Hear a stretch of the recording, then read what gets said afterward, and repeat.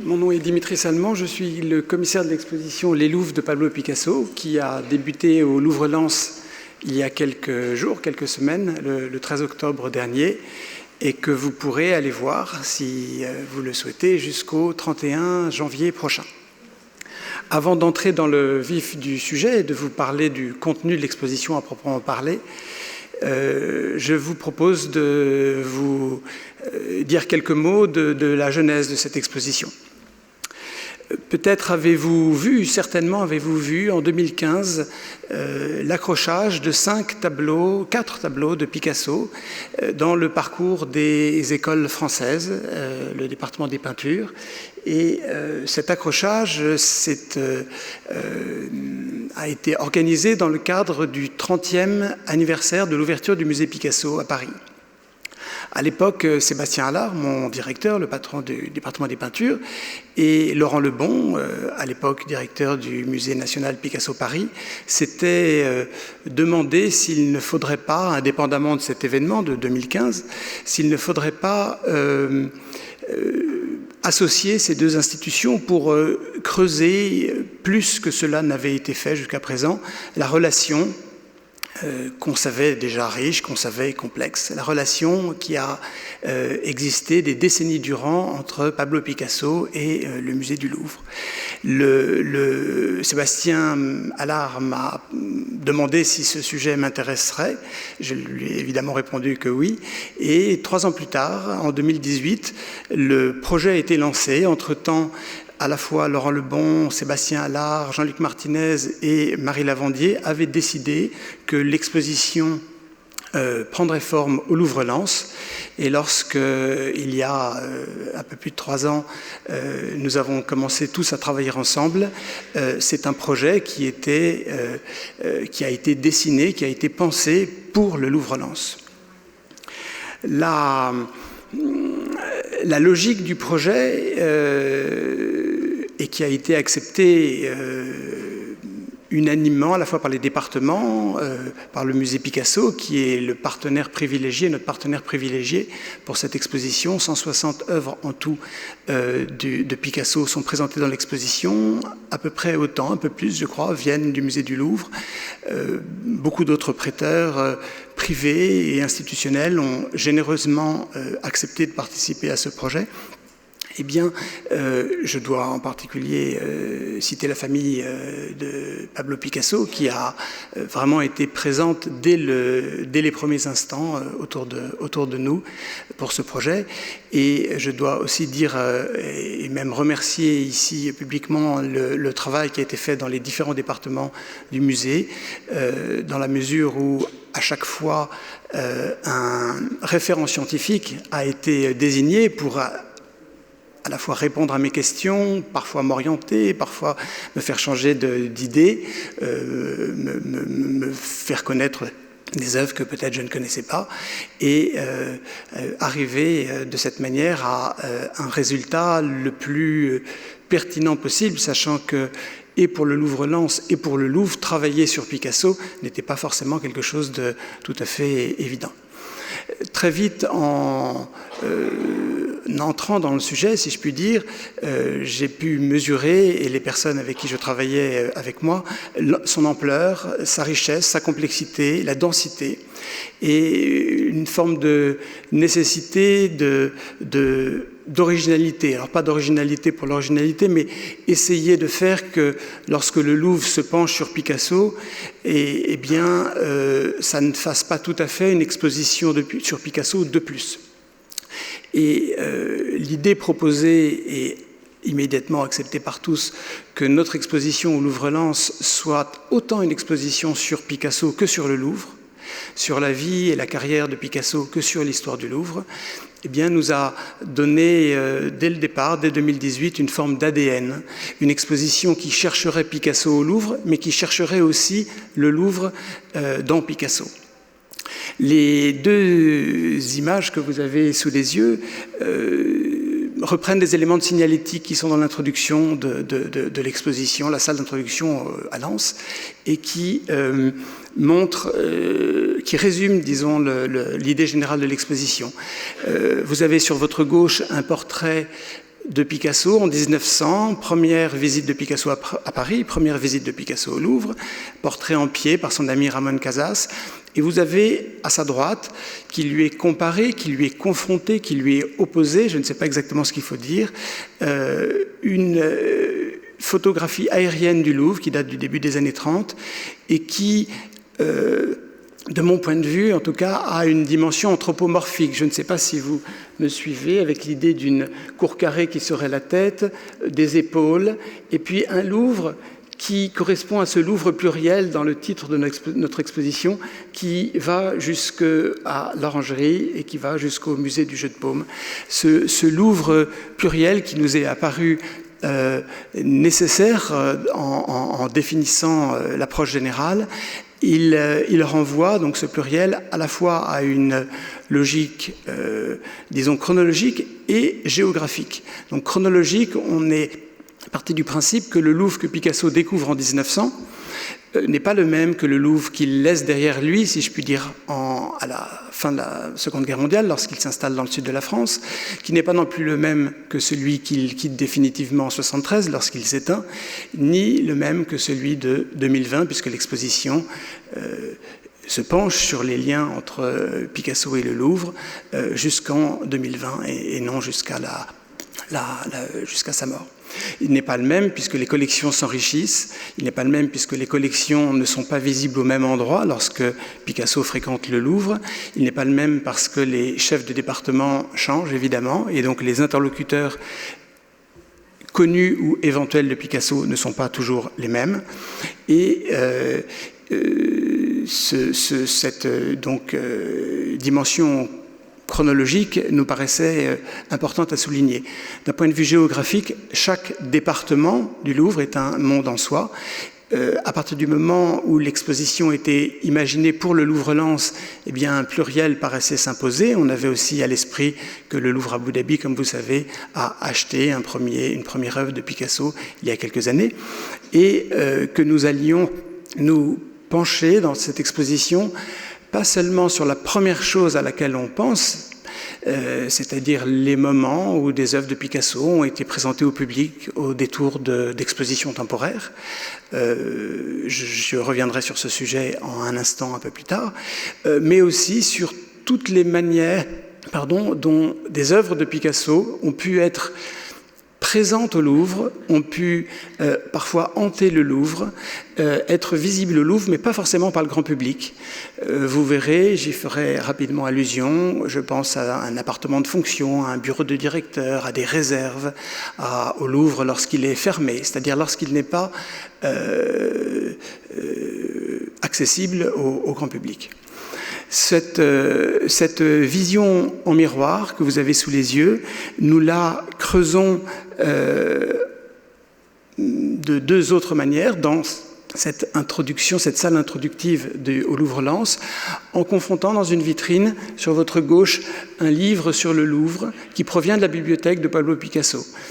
Cela peut paraître évident, en fait c'est le résultat de pas mal de recherches. La bibliothèque de Pablo Picasso devient un sujet de recherche à haut niveau tout à fait important aujourd'hui et c'était un immense plaisir lorsqu'un des membre de la succession Picasso m'a un jour envoyé une photo me disant « Je n'ai pas trouvé le livre que vous cherchez, mais j'ai trouvé ça, est-ce que ça vous intéresse ?» Oui, évidemment, ça m'intéressait. Ça m'intéressait d'autant plus que dans cette logique en miroir de l'exposition, on savait et on avait convenu tous ensemble, le Louvre, le musée Picasso et le Louvre-Lens, de s'intéresser autant à ce que Picasso avait pu trouver et chercher au Louvre qu'à ce que le Louvre avait pu trouver et chercher en Picasso.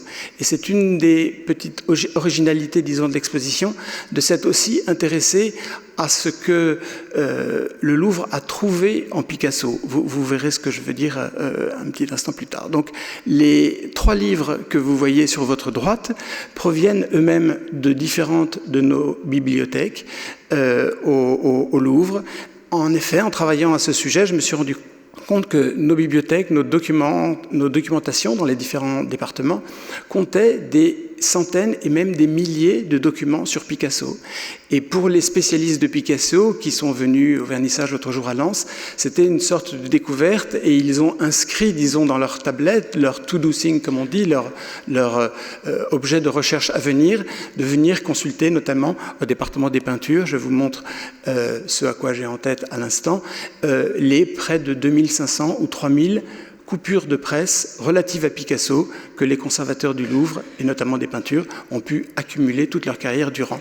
Sur cette photographie, dont je m'excuse beaucoup de la mauvaise qualité, vous voyez la grande vitrine qui est, elle aussi, dans cette salle introductive de notre exposition. La partie gauche correspond à une forme constitue une forme de nuage de cartes postales représentant soit le Louvre, soit des œuvres du Louvre qui ont été patiemment retrouvées dans les archives Picasso, à la fois dans la correspondance Picasso. La correspondance Picasso, c'est 190 gros classeurs dans laquelle, par ordre alphabétique, toutes les personnes qui ont écrit à Picasso sont recensées. Des pochettes contiennent les cartes postales envoyées, les lettres, les télégrammes, etc. Et une autre partie de cet ensemble que vous voyez dans la partie gauche de la vitrine vient non pas de la correspondance de Picasso, mais d'un autre aspect de ses archives, la collection de cartes postales. Donc cette deuxième catégorie de cartes postales ne sont pas inscrites, n'ont pas circulé, comme on dit, et permettent également aux chercheurs de réfléchir, parce que cela signifie qu'on les lui a envoyées à un moment, ces cartes postales, ou qu'il les a lui-même achetées au Louvre, mais elles ne peuvent pas permettre aux spécialistes de Picasso d'aller plus loin en disant « Tiens, tel collectionneur a envoyé 5 cartes postales de tel et tel artiste venant chacune du Louvre ». On sait que pour Picasso, un rapport à une image, un livre, une carte postale, un document papier, ce qu'on a appelé dans l'exposition les Louvres de papier, compte autant ou presque autant qu'un contact visuel, qu'un accès visuel aux œuvres. Eh bien, cette première partie gauche, disons, de l'exposition, de la première vitrine de l'exposition, nous paraissait tout à fait importante à mettre en place. Je vous parlais d'une exposition qui se veut en miroir, sans arrêt. Ce que regarder Picasso depuis les yeux du Louvre peut apprendre de nouveau, ce que se pencher sur le Louvre depuis Picasso, si l'on peut dire, peut apprendre de nouveau. Eh bien, évidemment, en reflet, nous avons un ensemble de documents. Là, c'était très facile à faire. Je vous ai dit que le choix a été innombrable dans ce qu'on appelle la documentation Badrou ou dans la documentation Charles Sterling, toutes les deux conservées au département des peintures, au service d'études et de documentation du département des peintures. Eh bien, ces deux ensembles d'archives permettent d'avoir une vraie et belle vision de Picasso.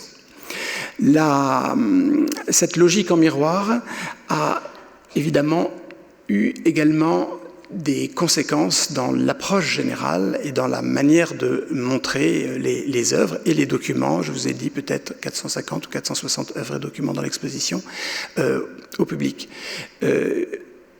Tout de suite s'est imposée la nécessité d'avoir un parcours ou un double parcours, accessoirement, comme vous l'avez sous les yeux, qui se présenterait de manière simple, qui se distinguerait visuellement, scénographiquement, de manière évidente, et qui permettrait ensuite d'aborder des sujets plus ou moins simples, plus ou moins complexes.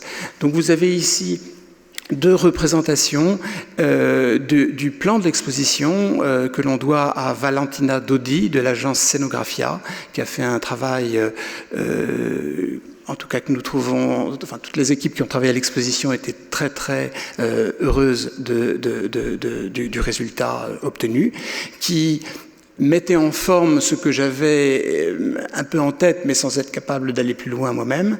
Et vous voyez sur une partie latérale, vous avez que l'on voit aussi en saumon, en couleur un peu saumon ici, une partie de l'exposition que l'on va visiter à grands pas d'ici quelques minutes, qui consiste en une succession de salles en enfilade sur un modèle évoquant évidemment les salles du Louvre, les musées classiques que Picasso a pu visiter, et la scénographie, un système de plainte, un système, la nature de l'éclairage, le type de vitrine, etc., s'inscrivent dans une logique Louvre. Alors, ce n'est pas kitsch, ce n'est pas quelque chose qui essaie de reconstituer quoi que ce soit, mais ça s'inspire, ça évoque. Alors que la partie centrale de l'exposition, ici, une sorte de colonne vertébrale qui permettent à un certain nombre d'alvéoles, petites ou grandes, de se succéder, et bien permettent de mettre en perspective, non pas comme dans cette partie latérale, des suites d'évocation de départements. Donc, chaque salle correspond à un des départements que Picasso a visité, connu, plus ou moins bien fréquenté, et dont il a pu s'inspirer, si ce mot veut dire quelque chose pour Picasso, tandis que la grande salle centrale, qui, elle, est traitée de façon, disons, un peu white cube, comme disent les Américains, c'est-à-dire très, très blanche. Il y a une grande place laissée à l'architecture ultramoderne du Louvre-Lens, et cette partie de la scénographie est en total accord avec le bâtiment, disons. Et bien, dans cette partie-là, nous évoquons chronologiquement, de 1900 à 2020, je vous le disais, sous différents angles, les points de rencontre, rencontres au sommet de temps en temps, rendez-vous manqués de temps en temps, entre Picasso et le Louvre. Alors pour commencer, donc, je vais assez rapidement remonter l'exposition en passant de salle en salle, donc d'évocation de département en évocation de département. Il est évident que quand vous serez, si vous y allez au Louvre-Lens, vous vous rendrez compte que les deux parcours, je vous remonte l'image précédente, pardon, vous voyez toutes ces portes, évidemment, les deux parcours sont totalement ouverts l'un sur l'autre. Ce n'est pas deux expositions placées l'une à côté de l'autre, c'est deux expositions dont les sections se renvoient perpétuellement l'une vers l'autre. Alors il se trouve que la toute première évocation de salle de nos départements du Louvre est consacrée au département des antiquités égyptiennes. Il y a une forme d'équilibre, je continue un peu, dans les généralités liées à la fabrication de l'exposition. Nous avons essayé de... Alors, je vais dire « parce que c'est comme ça que ça s'est passé.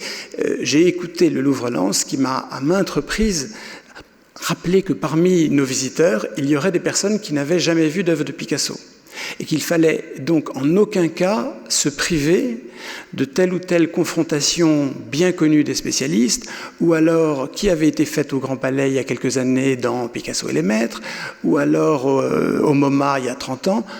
Il ne s'agissait pas de dire « attention, c'est déjà fait, on ne le refait pas ».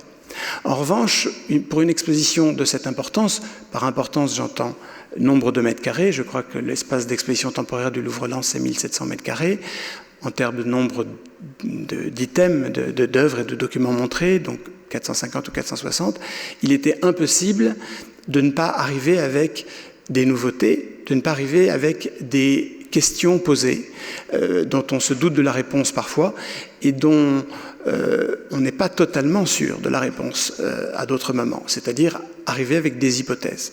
Et nous avons essayé de trouver un équilibre dans chacune de ces sections évoquant les différents départements du Louvre, entre des rapprochements d'œuvres provenant du Louvre et provenant des différentes périodes et techniques explorées par Picasso, qui étaient, entre guillemets, des éléments certains, qui n'avaient rien de nouveau. Ça ne veut pas dire que ce n'était pas très difficile de réunir les œuvres physiquement, comme les deux œuvres, sculptures en bois extrêmement fragiles provenant du département des antiquités égyptiennes pour la porteuse d'offrande sur votre gauche, et ce que Picasso, au début des années 30, a pu en tirer, en faire. Dans les deux cas, c'était des œuvres très importantes pour notre propos et délicates à déplacer. En revanche, le rapprochement avait déjà été fait. Ce qui n'est pas le cas, par exemple, de cet autre rapprochement et qui témoigne, je vous parlais d'équilibre que nous recherchions pour cette exposition, de ces rapprochements inédits. Inédits qui peut-être convaincront en un instant, vous-même, les visiteurs de l'exposition, qui peut-être agaceront, qui peut-être permettront à des chercheurs qui connaissent mieux ces domaines que notre équipe d'aller plus loin, ou de nous démontrer qu'on s'est complètement trompé pour telle ou telle raison. Alors ici, l'intérêt de ce rapprochement vient notamment du fait que le Picasso, qui se trouve sur votre gauche, est une œuvre qui n'avait jamais été reproduite à part en noir et blanc, en 1,5 cm de côté, dans un vieux catalogue raisonné des sculptures de Picasso, paru dans les années 50, et n'avait jamais été exposée. Donc dans l'exposition, vous verrez un certain nombre d'œuvres de Picasso classées parmi les grands chefs-d'œuvre bien connus, et puis, notamment provenant du fonds de la famille Picasso, des œuvres qui n'ont tout simplement jamais été montrées. En passant au département des antiquités orientales, je vous montre à nouveau quelque chose entre guillemets bien connu. Le vase tripode qui est sur votre gauche, qui est un prêt extrêmement important, c'est quelque chose de très fragile, on voit que c'est une œuvre qui a été restaurée autrefois, et l'œuvre de Picasso qui est sur votre droite, ce sont des rapprochements qui ont déjà été faits. Qu'est-ce que cette œuvre de Suzanne Ramier au centre, tout à fait blanche, vient faire dans l'exposition? Elle vient simplement nous éviter de faire des rapprochements trop hâtifs, trop rapides, et elle vient rappeler que très souvent Picasso a une forme d'intermédiaire, de médiation, comme on dirait aujourd'hui, entre l'original du Louvre et son propre travail. Donc, vous savez qu'après-guerre, Picasso renouvelle la céramique, l'art de la céramique en France, et notamment à Valoris, dans l'atelier Madura, travaille la main dans la main avec Suzanne Ramier, qui est elle-même céramiste, et l'œuvre blanche qui est au centre de l'écran est une céramique originale de Suzanne Ramier, prêtée par le Musée des Arts Décoratifs, et c'est en partant de cette œuvre de Suzanne Ramier qu'il a sous les yeux que Picasso va lui-même inventer et faire cette peinture sur céramique que vous avez sur votre droite. Évidemment, elle est liée à l'œuvre du Louvre, mais vous voyez qu'il y a un intermédiaire, disons, entre.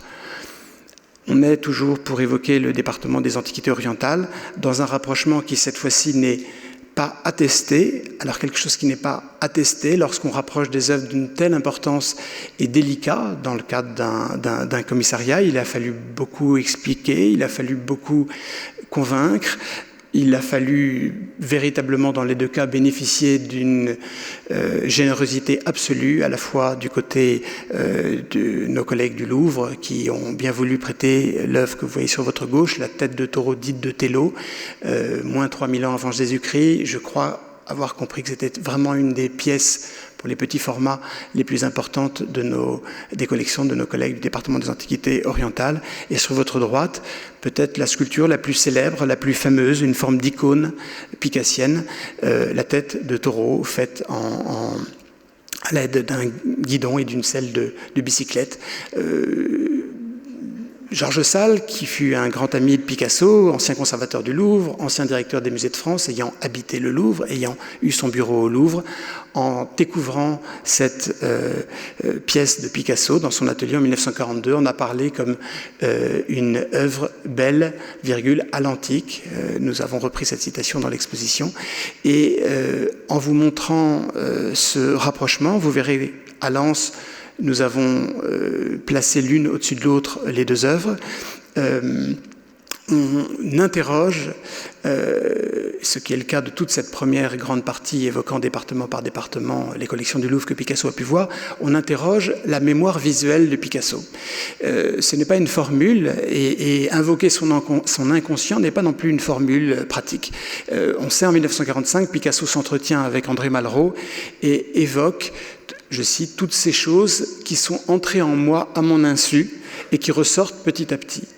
Donc, dans une exposition qui a essayé de renouveler les rapprochements qui ont été faits en grand nombre déjà entre les arts anciens et l'art de Picasso, eh bien, nous avons utilisé cette part de liberté qui nous autorisait de temps en temps à montrer des œuvres dont on ne peut pas démontrer, encore une fois, que l'une découle de l'autre, mais dont on est certain que Picasso connaissait celle venant du Louvre, conservée au Louvre, et que celle qu'il a pu produire par la suite en est peut-être une forme de conséquence. Lorsqu'on évoque, vous voyez qu'à chaque fois, je vous montre seulement 2 exemples de ces salles qui parfois comportent 30, 40, 50 œuvres. À chaque fois, un exemple de quelque chose, entre guillemets, déjà connu des spécialistes, et puis quelque chose où l'on prend un petit peu plus de risques dans l'exposition. En tout cas, on arrive avec des choses nouvelles. Ce rapprochement entre Bernard Palissy, l'atelier de Bernard Palissy, et ce que Picasso a pu inventé lorsqu'il était céramiste, juste après-guerre, n'est pas quelque chose de nouveau. Ce rapprochement de 2 œuvres n'avait jamais été fait, mais le rapprochement des 2 formes d'art est bien connu des spécialistes. En revanche, là, c'est quelque chose de nouveau.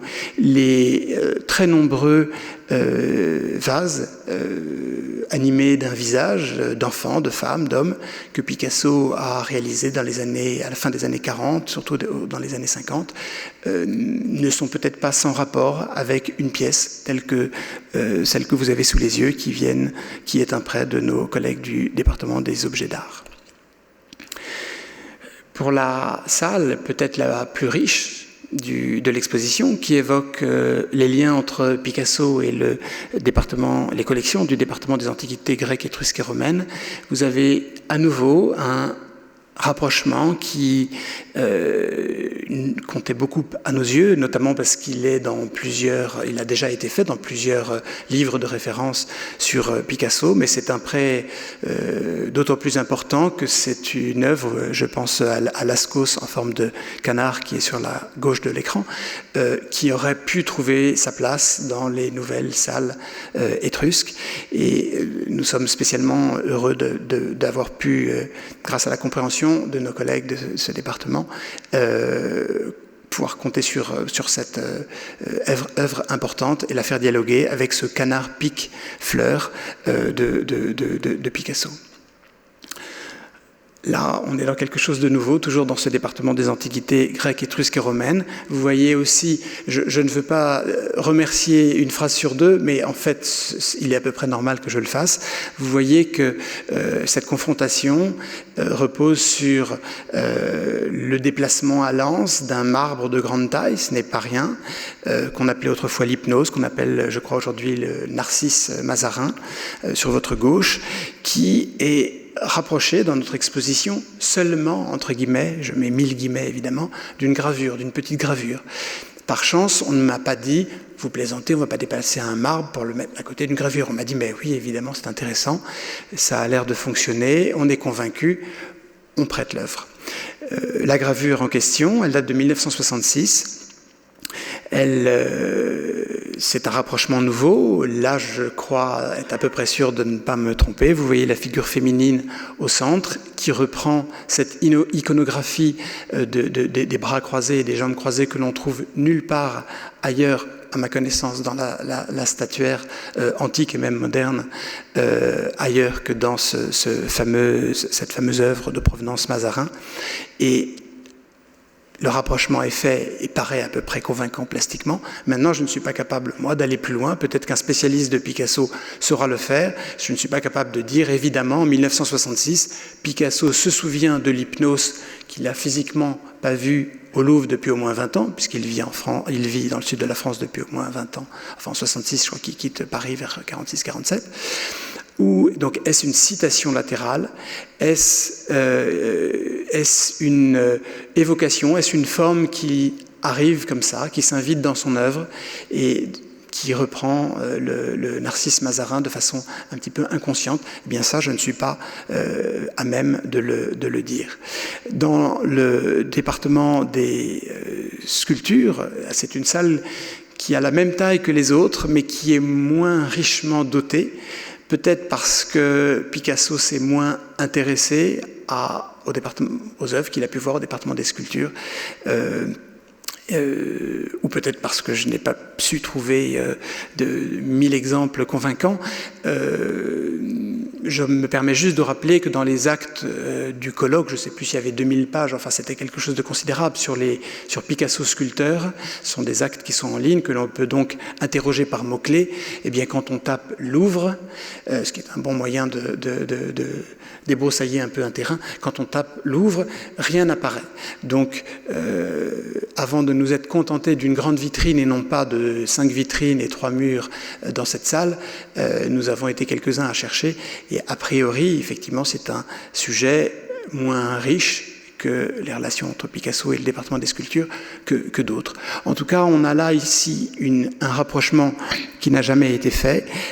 Athanase Jovard n'est probablement pas le plus grand de tous les sculpteurs, et oser confronter cette œuvre que vous avez sur votre droite à un bronze très fameux de Picasso qui a longtemps été en dépôt à l'Élysée, cette femme accoudée qui fait immédiatement penser à la statuaire antique, eh bien, était peut-être déplacée ou un peu osée. Il se trouve, si on a été jusqu'à la réaliser, cette confrontation, c'est notamment parce qu'au moment de l'acquisition de l'œuvre en 1928, l'œuvre est achetée par le Louvre en 1928, ou peut-être un peu plus tard, pardon, je ne suis pas sûr de ma date, eh bien, elle a été à plusieurs reprises reproduite dans des journaux d'art et saluée. Cette acquisition a été plusieurs fois saluée. Et on sait que Picasso lisait tout, voyait tout, gardait tout ou presque. Et ce rapprochement dans l'exposition pose la question, est-il possible que cette nouvelle acquisition du Louvre, qui avait été relayée par la presse, on ne parlait pas encore de médias à l'époque, mais par la presse, est-ce qu'il est possible qu'elle ait joué un rôle, cette acquisition, cet enrichissement de nos collections, joué un rôle dans la création à ce moment de la femme accoudée de Picasso. On est cette fois-ci dans quelque chose de bien connu, lorsque toute la série de bronze de Degas est exposée pour la première fois par le Louvre au musée de l'Orangerie, dans la grande exposition Degas du musée de l'Orangerie en 1931. On sait que Picasso était présent le jour du vernissage, on le sait grâce à des comptes rendus de presse. C'est très rare que Picasso se soit rendu à des vernissages des autres ou même les siens. Et on sait, cela a été démontré tout à fait magnifiquement il y a quelques années, dans une exposition qui s'appelait Looking at Degas. On sait que Picasso, quelques semaines plus tard, réalise plusieurs coureurs ou danseuses ou figures aux bras levés et aux jambes partiellement levées. Le petit ajout de la confrontation que vous verrez au Louvre-Lens avec un prêt du musée d'Orsay, évidemment ancienne collection du Louvre, c'est que les deux sculptures de Degas, les deux bronzes de Degas que vous verrez, sont les véritables sculptures que Picasso a vues en 1931 à l'Orangerie, alors que nos collègues américains avaient évidemment pris, pour faire leur rapprochement, des fontes qui se trouvaient aux États-Unis et donc qui n'étaient pas techniquement l'objet qui avait été vu par Picasso.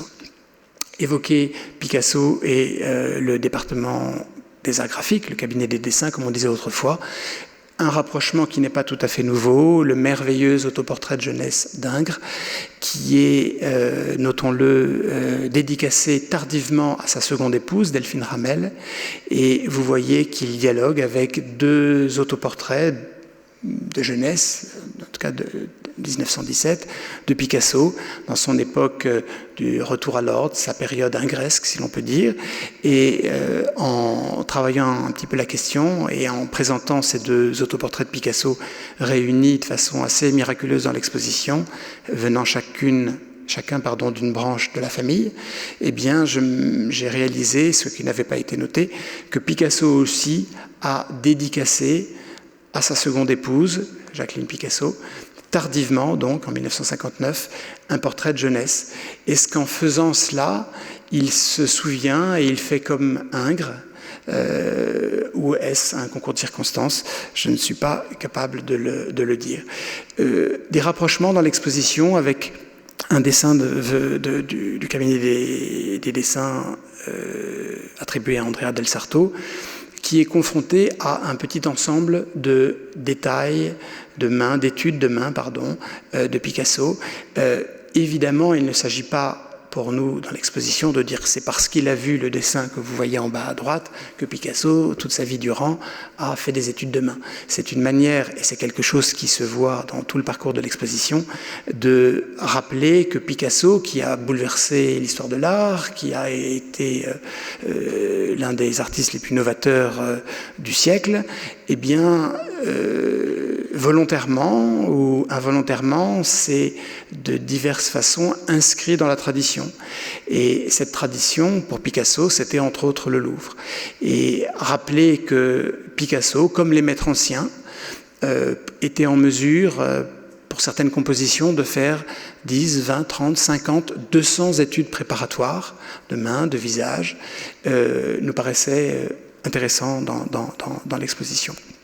Pour évoquer le département des peintures, à nouveau un exemple bien célèbre qui nous paraît absolument merveilleux de pouvoir montrer au public lensois et aux visiteurs qui viendront d'ailleurs, nous l'espérons, le rapprochement entre le bain turc d'Ingres, qui va inspirer Picasso toute sa carrière durant, et notamment dans un certain nombre d'œuvres dites de la période de l'œuvre ultime, entre la fin des années 60 et 71.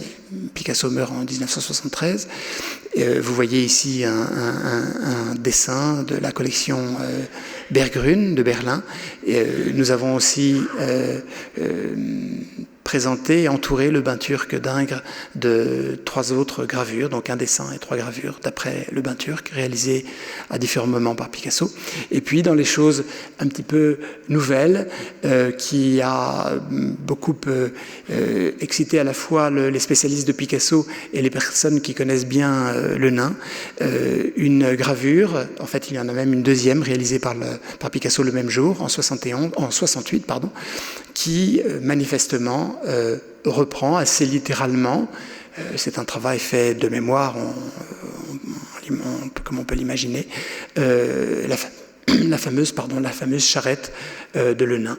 Donc nous terminons l'évocation du département des peintures dans le parcours par cette nouveauté, et quand on sait à quel point les liens entre Picasso et les questions Le Nain sont riches, eh bien c'était un des petits plaisirs de l'exposition que de pouvoir apporter un élément supplémentaire à ces interrogations et à ces questionnements.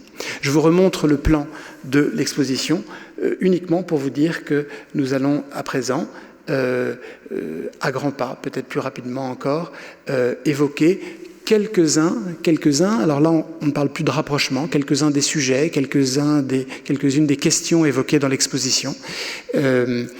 Dans cette partie chronologique, il y a des alcôves qui font référence aux liens, aux relations bonnes ou mauvaises que Picasso a pu entretenir avec tel ou tel conservateur du Louvre. Il y a des évocations de ces Louvres multiples, pluriels, dont je vous parlais tout à l'heure, entre autres. Alors en 1908, Picasso réalise l'œuvre que vous avez sur votre gauche, qui est plutôt grande comme ça normalement, et qui s'appelle Le Rêve. Alors vous voyez au Louvre, Paris, c'est une œuvre c'est un prêt important qui vient d'une collection privée suisse. C'est une œuvre qui a très longtemps été regardée, comprise comme Picasso réalisant le premier collage de l'histoire de l'art à partir d'un ticket du Louvre qu'il colle à l'envers sur un support sur lequel il dessine ensuite. Aujourd'hui, on voit les choses tout à fait autrement. Ce n'est plus un collage, ça se rapproche plutôt du ready-made que du collage, parce que c'est en fait une étiquette qui était déjà collée sur un support, qui devait être une boîte à chaussures, une boîte à chemisier ou à une forme d'habit probablement. Et ce Louvre, dont on a fait grand cas, les spécialistes passés qui ont pu s'interroger sur cette œuvre, eh bien ce Louvre n'est pas le musée du Louvre, mais les grands magasins du Louvre. Donc il y a, est-ce que c'est un pied de nez? On ne peut pas dire que ce soit très agressif, mais en tout cas, Picasso nous entraîne d'abord dans une direction pour à la fois nous retourner physiquement et singer peut-être un peu le Louvre, qui est pour lui en 1908 la tradition par excellence, mais pas forcément dans ce qu'elle a de meilleur. La carte postale que vous avez sur votre droite, il se trouve qu'elle a voyagé en 1908 également. Vous reconnaissez évidemment le Louvre et ces fameux grands magasins du Louvre qui ont par la suite laissé place au Louvre des Antiquaires et qui étaient eux-mêmes une institution mondialement connue, j'ose dire ici même aussi célèbre que le musée du Louvre, avec des catalogues gigantesques traduits dans toutes les langues et très souvent leurs documents s'appelaient au Louvre, où on disait « je vais au Louvre », comme on disait « je vais au Bon Marché ». Ces deux sculptures ibériques, je vais vous en dire un mot très très rapidement et en vous invitant à vous rendre au Louvre-Lens pour découvrir l'histoire dans son entièreté. Je vous dirai seulement qu'elles ont été volées en 1907 au Louvre, dans la salle des antiquités ibériques que vous voyez ici, et qu'elles ont été acquises pour l'une, la tête d'homme qui est sur votre gauche, pour 50 francs par Picasso, et la seconde a été acceptée en don, donc gratuitement, par Géry Piret, qui a volé ses œuvres au Louvre et qui s'en est vanté par la suite. Lorsque l'affaire a éclaté en 1911, Picasso a rendu, avec l'aide de son ami Guillaume Apollinaire, a rendu les deux sculptures. Il a été interrogé, il n'a pas été emprisonné comme Guillaume Apollinaire l'a été pendant plusieurs jours à la Santé pour complicité de vol, mais il a été interrogé et l'histoire de cette interrogation tout à fait officielle par la police, nous l'évoquons avec des documents provenant des archives de la police dans l'exposition et toutes sortes de dispositifs multimédia qui permettent d'entrer un petit peu plus dans un sujet qui mériterait 2 expositions à lui tout seul. Et ce qui m'intéressait de souligner aujourd'hui devant vous, c'est que des artistes qui ont aimé passionnément le Louvre, qui ont connu par cœur le Louvre, qui ont dessiné ou peint au Louvre ou d'après le Louvre, il y en a un certain nombre, mais des artistes qui ont vécu pendant plusieurs années durant avec des œuvres du Louvre dans leur propre collection, nous n'en connaissons pas d'autres exemples. Pour la petite histoire et au contraire, justement pour la grande histoire plutôt, pour l'histoire de l'art, pour dépasser le côté anecdotique dont je viens de vous faire un résumé, eh bien ces têtes ibériques, comme vous le savez peut-être, font partie des œuvres qui ont emmené Picasso vers les Demoiselles d'Avignon. Ce que l'on montre sur un mur du département des Antiquaires, dans l'exposition à Lens, dans un mur de la salle qui évoque le département des Antiquités orientales. Donc il y a quelques mètres d'intervalle dans la partie chronologique, cette histoire qui est racontée, et dans la partie plus histoire de l'art, les liens entre l'art ibérique et l'art de Picasso.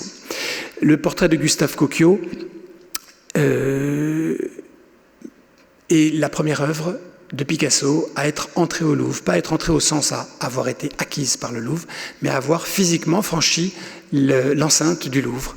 Elle a en effet été amenée un jour, il y a un document qui donne la date précise, en mars 1933 je crois, elle a été amenée dans la salle du Conseil, que certains d'entre vous connaissent, et vous la voyez ici vide, vous la voyez ici en plein Conseil, au moment où on se demande si on va acheter ceci ou cela, accepter en don ceci ou cela. Donc c'est la pièce, la salle au Louvre, qui a accueilli le plus d'œuvres de Picasso. Il faut savoir qu'à quelques exemples près, toutes les œuvres de Picasso, acquises par des musées nationaux, ont transité par cette salle, ont fait débat dans cette salle, et quelque chose qui est évoqué dans l'exposition, mais pour lequel je n'ai pas sélectionné d'image aujourd'hui, parfois les choses se sont passées extrêmement mal, et quelques années plus tard, donc cette acquisition va pouvoir se faire, mais quelques années plus tard, un autre Picasso est proposé, et un membre du conseil artistique des musées nationaux, le baron Maurice de Rothschild, donc très important, va s'opposer à l'acquisition, disant qu'il ne voudrait pas de ce tableau dans ces WC. Donc on a pu, au Louvre même, dans cette partie, dans ce Louvre, un de ces Louvres pluriels évoqués dans l'exposition, s'opposer très violemment à propos de Picasso. Un Picasso qui entre au Louvre, mais par la petite porte, et puis c'est pas tout à fait un Picasso, donc vous voyez que on est aussi là dans ces Louvres pluriels. L'aquatinte qui est sur votre droite est une aquatinte de Jacques Villon, d'après une œuvre de Picasso. Et sur votre gauche, vous avez les trois plaques gravées par Jacques Villon qui ont été restaurées exprès pour l'exposition. Et c'est une chance que nos collègues du département des arts graphiques aient accepté de se lancer en très peu de temps dans cette restauration. Eh bien, ces trois plaques ont permis à Jacques Villon de réaliser cette aquatinte qui, comme vous voyez, est numérotée, signée et se vendait à la galerie Bernam Jeune qui a commandé cette aquatinte pour des sommes importantes qui étaient destinées vraiment aux grands collectionneurs d'estampes. Et quand Jacques Villon a donné ces trois plaques à la calcographie du Louvre, qui dépend du département des arts graphiques, eh bien, cela a permis à la calcographie de réaliser cette aquatinte non signée, non numérotée, est vendu à petit prix pour les amateurs moins fortunés, pour les étudiants. Donc c'est une façon pour Picasso, même si techniquement c'est une œuvre de Jacques Villon, d'entrer au Louvre. Deux aspects, une exposition qui s'est demandé quelles avaient été les différentes manières pour des œuvres de Picasso de vivre un moment au Louvre, de passer par le Louvre, de transiter par le Louvre. Alors l'œuvre que vous avez sur votre gauche n'est présentée dans l'exposition plus que sous la forme d'un livre qu'il a reproduit. Vous savez peut-être que l'exposition a été décalée d'1 an. Eh bien, cette œuvre de jeunesse de Picasso nous était prêtée l'année dernière, mais le prêt était déjà engagé pour un autre projet pour cette année, ce qui fait que nous n'avons pas été en mesure de présenter l'œuvre en question. Elle est pourtant importante, elle nous permet d'évoquer le Louvre protecteur, le Louvre qui, pendant la guerre, va accepter de prendre sous son aile, de prendre sous sa charge et d'envoyer dans ce qu'on a appelé les dépôts du Louvre et que certaines personnes ont appelé les Louvres en voyage, des œuvres anciennes et modernes provenant de collections particulières. Et cette œuvre appartenait, ainsi que d'autres, à Albert Henrault, grand monsieur du Louvre, qui a été président du conseil artistique des musées nationaux, qui a été le grand président des Amis du Louvre 20 ou 25 ans de suite, je crois, et qui a donc confié à un moment au Louvre cette œuvre. Des œuvres de Picasso qui ont transité par le Louvre pendant la guerre, il y en a eu de toute autre espèce, dans des circonstances bien plus tragiques. Et l'œuvre que vous voyez sur votre gauche, qui aujourd'hui appartient aux collections du musée Berggruen de Berlin, eh bien, a vécu quelque temps au Louvre pendant la guerre, mais dans les très sinistres salles du séquestre, qui avaient été réquisitionnées par l'Allemagne nazie, dans lesquelles les conservateurs français ne pouvaient pas entrer, et qui ont accueilli des centaines, des milliers d'œuvres spoliées à des familles de marchands ou de collectionneurs juifs ayant été déportés ou ayant fui à l'étranger. Donc vous voyez deux manières, une heureuse et une fort triste, si le mot veut dire quelque chose, pour le Louvre d'abriter des œuvres de Picasso pendant la guerre. Après-guerre, Picasso, à la demande de Georges Sale, qui veut développer les collections modernes à l'occasion de la réouverture imminente du Musée national d'art moderne, Picasso donne 10 œuvres récentes. L'anecdote est assez connue parce qu'elle est reprise dans tous les livres d'histoire de l'art. Il se trouve que Georges Sale va présenter ses œuvres à la fois au comité des conservateurs puis au conseil artistique des musées nationaux, non pas dans la salle du conseil dont j'ai fait grand cas tout à l'heure, mais dans les salles du Louvre, pour que ces 10 œuvres qui prenaient beaucoup de place ne soient pas écrasées en quelque sorte par une salle finalement pas très grande. Donc cet épisode est raconté par deux personnes différentes qui ensuite seront citées par tous les spécialistes de Picasso. Et ce qui est intéressant, c'est que Georges Sale, qui aimait passionnément Picasso, a proposé à Picasso et Françoise Gillot, sa compagne, de venir et de présenter cette dizaine d'œuvres, ou quelques-unes de ces œuvres, non loin des grands prédécesseurs de Picasso, prédécesseurs espagnols de Picasso. Toujours est-il que si je vous montre ici une des plaques des grands donateurs, alors que leur titre c'est principaux donateurs, mais on les appelle toujours les plaques des grands donateurs qui se trouvent dans la rotonde d'Apollon, eh bien c'est parce que Picasso a été remercié pour ce geste et comme vous pouvez le voir, a eu son nom gravé en lettres d'or dans le marbre, dans l'épiderme du Louvre pour toujours. Pour l'anecdote, quand on regarde les comptes rendus, les procès-verbaux des comités et du conseil où la question de graver son nom a été évoquée, on voit qu'il y a quelqu'un qui s'oppose et qui dit mais si on se met à remercier tous les artistes qui nous donnent des œuvres, ben les œuvres vont arriver, on ne saura plus quoi en faire. Et bref, il est vraiment contre le principe. Et bon, tous les autres sont pour, et c'est la raison pour laquelle le nom de Picasso figure parmi les noms des plus illustres donateurs du Louvre et des musées nationaux. Vous avez sous les yeux Georges Sale, dont je vous parlais il y a un instant. Vous voyez un petit peu la proximité qu'il pouvait avoir avec Picasso. Picasso qui à plusieurs reprises l'a représenté. On connaît 7 dessins préparatoires pour un portrait qui finalement ne verra jamais le jour. Je vous incite à aller à Lens pour savoir pourquoi.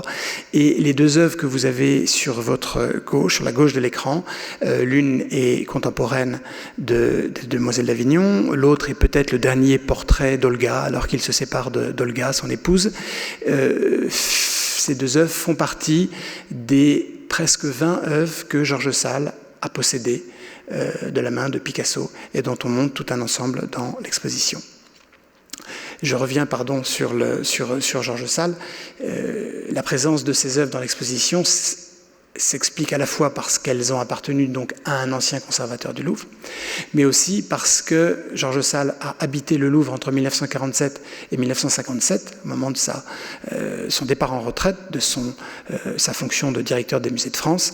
Et pendant cette période, eh bien, toutes ces œuvres de Picasso étaient dans son appartement de fonction au Louvre, que personne ne voyait d'autre que ses conservateurs qui l'invitaient de temps en temps, ou ses homologues étrangers qui n'ont pas manqué d'évoquer dans leurs écrits, dans leurs mémoires, cet appartement merveilleux donnant sur les Tuileries et la Seine, dont les murs étaient recouverts d'œuvres de Picasso. En 1955, autre exemple de Louvre qui est le Louvre sans être le Louvre. La plus grande rétrospective consacrée à Picasso à avoir été organisée à l'époque se tient au Musée des Arts Décoratifs. Donc évidemment dans le Palais du Louvre, mais évidemment pas le Louvre. Pas les mêmes collections, pas les mêmes inventaires, pas les mêmes conservateurs, pas la même direction. Eh bien, dès l'ouverture de l'exposition, tous les journaux français, italiens, allemands, espagnols parlent de l'exposition de Picasso au Louvre. Alors certains pour s'en réjouir, certains pour le déplorer. Vous avez sur votre droite un article, alors je ne suis pas sûr que ça puisse se lire, le Picasso Sapiens. Doit-il être au Louvre ou au Musée de l'Homme? Donc vous voyez une représentation tout à fait condescendante de Picasso et Jacqueline, sa future épouse. Et il y a des articles extrêmement violents qui s'alarment du fait que mettre Picasso au Musée des Arts Décoratifs, d'accord, c'est pas tout à fait le Louvre, mais il n'y a plus que la cour à traverser, et ça c'est très très très dangereux. Et puis il y a d'autres journalistes ou critiques qui s'en réjouissent en disant il n'y a plus qu'un tout petit effort à faire pour que Picasso soit véritablement au Louvre, l'endroit où il mérite d'être. Et il y a encore une autre catégorie d'articles qui disent Picasso n'a pas à être au Louvre, il a à être au musée Picasso. Et dès 1955, certains érudits, certains amateurs vont demander, vont exiger presque par article interposé qu'un musée Picasso soit créé à Paris. Alors théoriquement, Picasso n'aurait pas dû entrer dans les collections du Louvre, puisque, comme vous le savez, la tradition, c'est une simple tradition, mais qui était respectée depuis toujours, voulait qu'un artiste pouvait entrer au Louvre seulement 10 ans après sa mort, dans le meilleur des cas, 10 ans après sa mort. Or, quand la collection de Dominica Walter, qui provenait essentiellement de son premier mari, Paul Guillaume, immense marchand et immense collectionneur. Lorsque la collection de Dominica Walter est acquise en 2 fois par le Louvre, pour le Louvre et avec, entre guillemets, l'argent du Louvre, l'argent des amis du Louvre, eh bien, cela fait que les œuvres de Picasso, 12 œuvres de Picasso, vont entrer dans les collections nationales. Vous avez sur votre gauche un des 3 tableaux qui a été acheté en 1959, et sur votre droite, un des 9 tableaux de Picasso qui ont été achetés en 1963-64. Donc c'est une acquisition tout à fait officielle qui était destinée d'emblée au musée de l'Orangerie, mais le musée de l'Orangerie à l'époque dépendait à 100% du musée du Louvre. Et d'ailleurs, ces œuvres de Picasso et les œuvres de Matisse et les Cézanne et les Modigliani et les etc., ont été inscrites sur les inventaires du département des peintures. Alors j'évoquais tout à l'heure le fait que en 1955, lors de l'exposition qui était au Louvre, sans être au Louvre, en tout cas au musée des arts décoratifs de Picasso, il y a eu des très vives réactions. Eh bien, vous voyez sur la colonne de gauche le catalogue et une vue de salle de la première exposition, 10 ans plus tard, en 1965, la première fois où Picasso a participé à une exposition organisée par le Louvre. Alors, il y participe de façon massive. C'est une exposition, comme vous voyez le titre, sur les chefs-d'œuvre de la peinture française conservés en Union soviétique. Eh bien, c'est l'artiste le mieux représenté. Quand on regarde l'index, il est mieux représenté que Braque, que Matisse, que David, qu'Ingres, que Delacroix. Il est représenté par 7 œuvres, 7 chefs-d'œuvre cubistes, et il est présenté sur les murs du Salon Carré. Donc d'une des manières les plus splendides que l'on puisse imaginer. Par la suite, de son vivant et jusqu'à récemment, un certain nombre d'autres expositions vont inviter une ou plusieurs de ses œuvres sur les sumesses du Louvre. Les quelques exemples que vous voyez ici ont été retenus parce que c'est des moments où le Louvre tire parti du nom de Picasso, de la magie absolue du nom de Picasso, de son vivant et après sa mort. Et je peux vous dire que en 50 ans, donc entre 1965 et 2015, 123, 126, je ne sais plus, œuvres de Picasso ont été présentées au Louvre au détour de 21 expositions différentes. Inutile de préciser qu'aucun autre artiste moderne n'a été aussi bien traité par le Louvre. Quelque chose de bien connu, vous avez peut-être reconnu la photographie au tout début de cette présentation. Picasso, en 1971, fait l'objet d'un hommage dans la Grande Galerie, non seulement dans la Grande Galerie, mais dans la tribune de la Grande Galerie. Donc en tout cas, au département des peintures, on ne peut pas faire mieux que la tribune de la Grande Galerie. L'arlequin que vous voyez ici est accroché à un emplacement qui n'a jamais accueilli au XXe siècle que 2 œuvres, la Joconde et à partir de 1968, le Gilles de Watteau. Donc c'est un honneur absolu qui est fait à Picasso. Au moment de ses 90 ans, l'exposition, ou plutôt l'accrochage, la présentation est inaugurée par le couple présidentiel, Claude et Georges Pompidou. Et c'est à l'occasion de cette inauguration alors que Georges Pompidou répond à des journalistes, il lui est incidemment posé la question, mais faut-il un musée Picasso? Ne faudrait-il pas un musée Picasso à Paris? Et où Pompidou peut dire officiellement qu'il est favorable à la création d'un musée Picasso à Paris. L'idée est à la fois de rendre hommage à Picasso de manière extrêmement solennelle, mais c'est aussi une sorte de grand message, de déclaration d'amour en lui disant votre œuvre est importante pour les Français, nous espérons bien un jour, alors est-ce qu'il faut oser dire que vous nous ferez une donation? Est-ce qu'il faut oser dire que la famille soit bienveillante le jour où vous ne serez plus là? En tout cas, c'est une façon de se positionner et c'est une façon d'affirmer l'intérêt de la France pour le musée, le Picasso et son œuvre.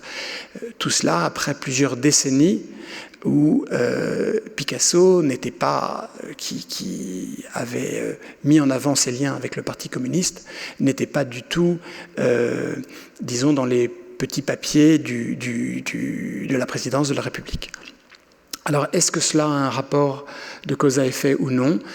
Après la mort de Picasso, qui survient en 1973, sa veuve, Jacqueline Picasso, et son fils aîné, Paul Picasso, 2 jours après sa mort, donnent à l'État, pour le Louvre, la collection particulière de Picasso, des œuvres modernes, des œuvres anciennes.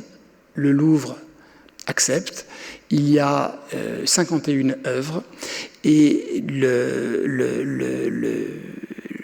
les œuvres arrivent en 1974 à Paris, et tout d'un coup, tout s'arrête. La famille Picasso avait simplement demandé qu'elle soit, pour honorer le vœu manifesté par Picasso, présentée dans une seule et même salle. Et tout s'arrête, et la justice, entre guillemets, prenant légitimement le dessus sur la présentation des œuvres au Louvre, dans la mesure où d'autres membres de la famille Picasso, qui n'avaient pas participé à cette donation, se font officiellement reconnaître comme légitimes héritiers.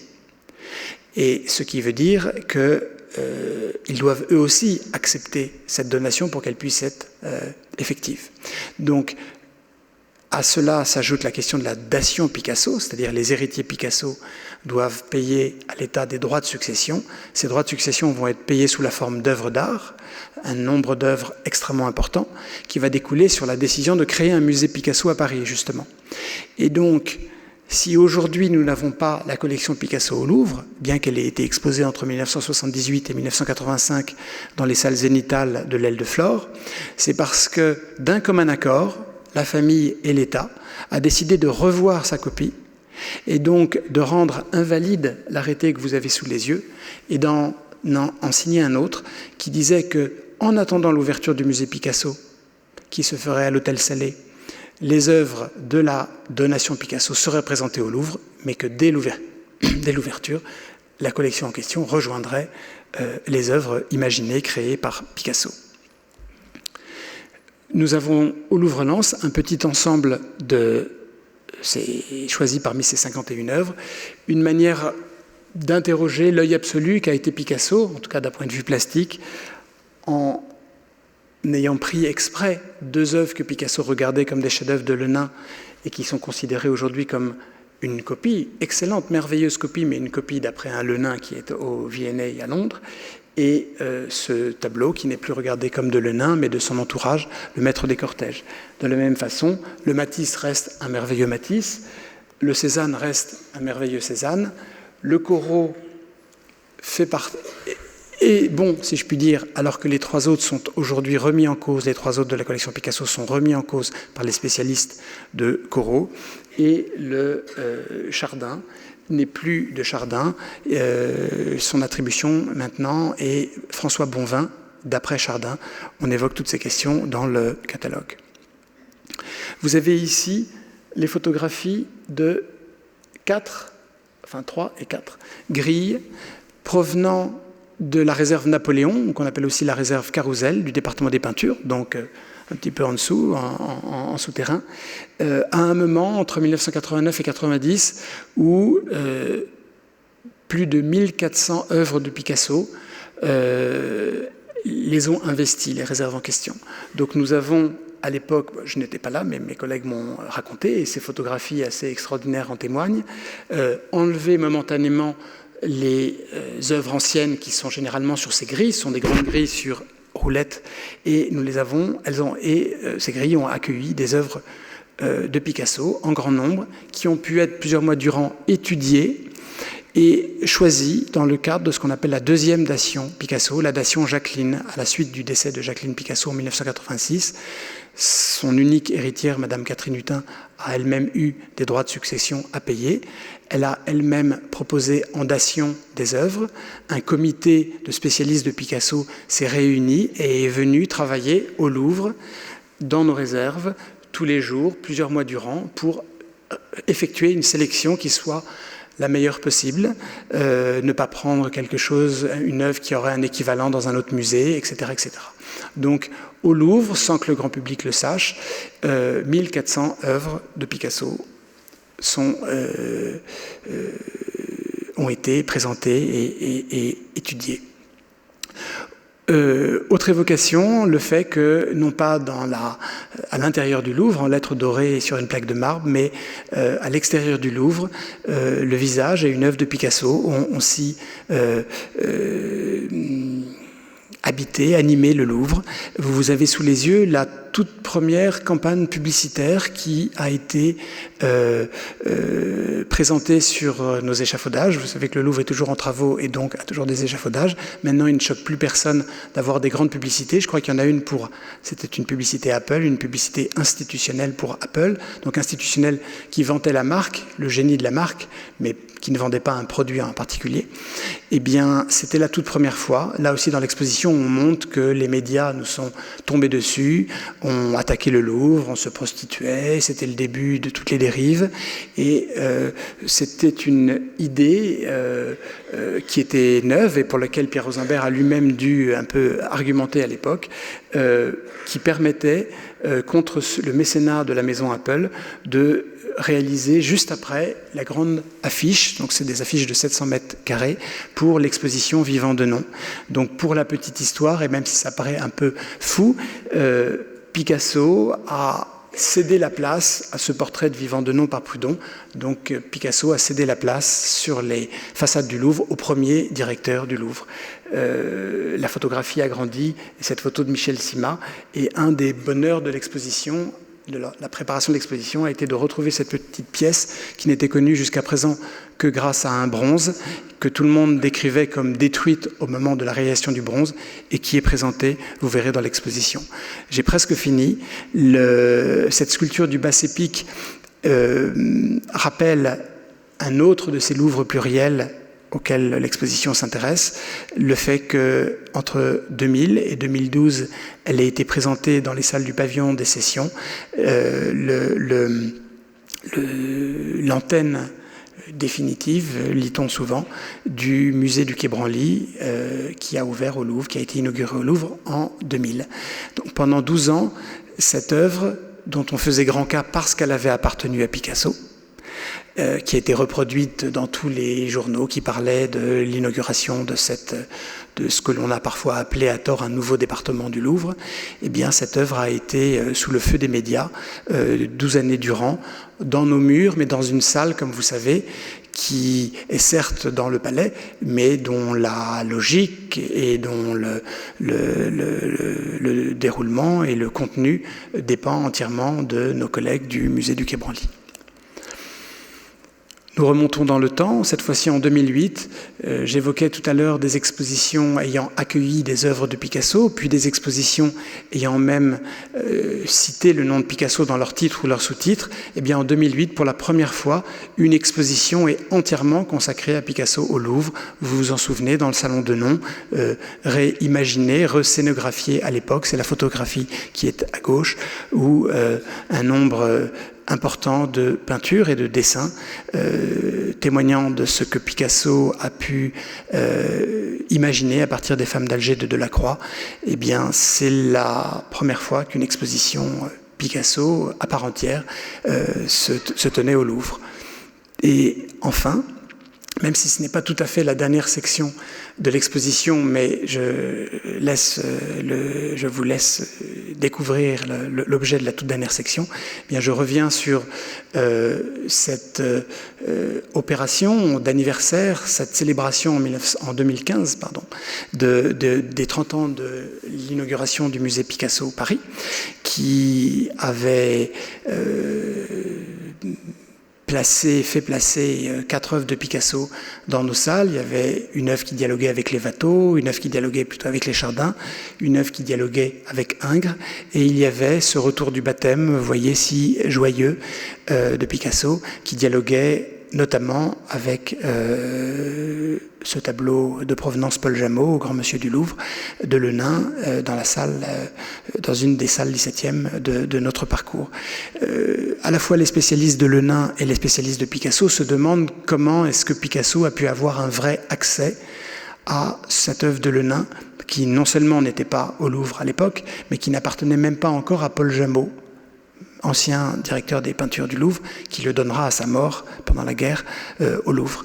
L'œuvre pointilliste de Picasso date de 1917, et vous voyez que quand on entend parfois que Picasso finalement n'a fait que copier et les mettre, on est très très loin de la réalité. Picasso n'a jamais copié quoi que ce soit, il a interprété, il a entraîné dans d'autres directions, il a renouvelé, il a réinventé, il a permis de voir autrement certaines œuvres picturales ou à 3 dimensions auxquelles il s'était lui-même intéressé. Et même si mon diaporama ne le montre absolument pas, et j'en suis désolé, le Lenain est un petit tableau merveilleux, assez sombre en largeur. Le Picasso est un grand tableau, très clair, très lumineux, en hauteur, comme vous pouvez le voir. Et cette approche de 1917 dialogue de manière intéressante dans l'exposition. Ça, ce n'était pas au Louvre, c'est un petit ajout de notre fin de parcours à l'exposition du Louvre-Lens, avec un dessin, ou plutôt une photographie d'un dessin. Le dessin, tout le monde le recherche, on n'en connaît qu'une photographie. La photographie est annotée, on sait que le dessin date de 1921. Et vous voyez que ce dessin oblige à penser que Picasso a eu à nouveau un accès direct à l'œuvre en 1921. Entre-temps, Ingres est passé par là, et la manière dont il regarde et dont il rend compte de ce bijou de Louis Lenain est toute différente.